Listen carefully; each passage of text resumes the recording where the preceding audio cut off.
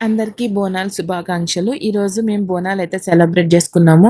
మీరు ఆంధ్ర వాళ్ళు బోనాలు సెలబ్రేట్ చేస్తారా అని చాలామంది నన్ను అడిగారు. నేను ఎవ్రీ ఇయర్ బోనాలు సెలబ్రేట్ చేస్తా. కాకపోతే నాకప్పుడు యూట్యూబ్ ఛానల్ లేదు. సో, అందుకనే నేను పోస్ట్ చేయలేదు. ఎవరికీ తెలీదనమాట. నాకు బోనాల పండగ అంటే చాలా ఇష్టం.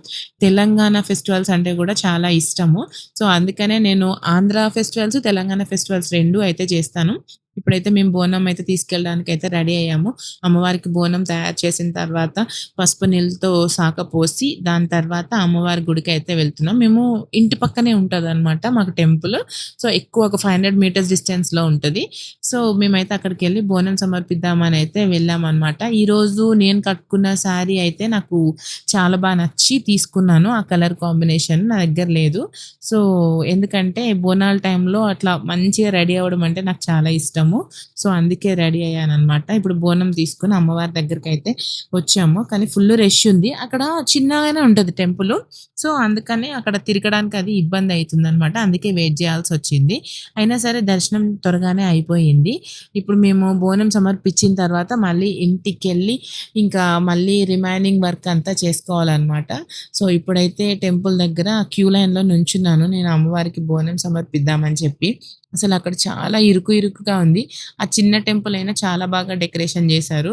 నేనైతే బోనం సమర్పించేసాను అమ్మవారికి. చేసిన తర్వాత కొబ్బరికాయ కొట్టి, పసుపు, కుంకుమ అవన్నీ వేసిన తర్వాత అమ్మవారికి మొక్కుకొనైతే మేము అక్కడ బోనం ప్రసాదం అందరికీ పంచి మేమైతే రిటర్న్ అయితే వచ్చేసాము. మనం కూడా ఆ కుండలో కొంచెం ప్రసాదాన్ని ఇంటికి తెచ్చుకొని ఇంటి దగ్గర వాళ్ళకి కూడా పెట్టాలంట. సో, ఇంటికైతే వస్తున్నామనమాట. నేను, ఐషు ఇట్లా రెడీ అయ్యాము. ఐషు హాఫ్ సారీ కూడా నాకు చాలా నచ్చి తీసుకున్నాను నేను. ఇంకా కొంచెం సేపు బోనాల వైబ్ క్రియేట్ చేశాము. నేను, ఐషు, జో.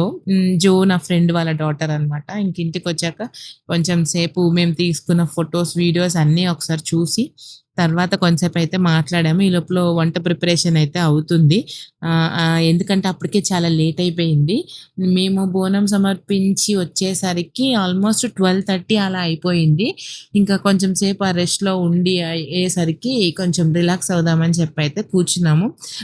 ఇప్పుడైతే నాటుకోడి కూరైతే వండుతున్నాననమాట. నాటుకోడి పులుసు. ఈరోజు వంటలన్నీ 2 అయ్యాయి. సో, అందుకే ఇంకా లేట్ అయిపోయింది.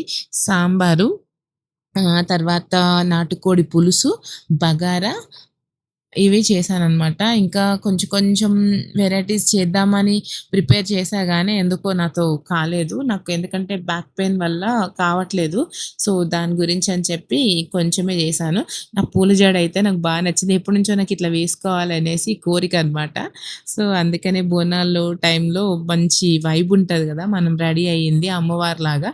సో, అందుకనే నేను ఇలా రెడీ అయ్యాను. అందరికీ అమ్మవారి బ్లెస్సింగ్స్ మంచిగా అందాలనైతే నేను కూడా మొక్కుకున్నాను. Please subscribe my channel. ఈ వీడియో నచ్చితే లైక్ చేయండి, షేర్ చేయండి, కామెంట్ చేయండి.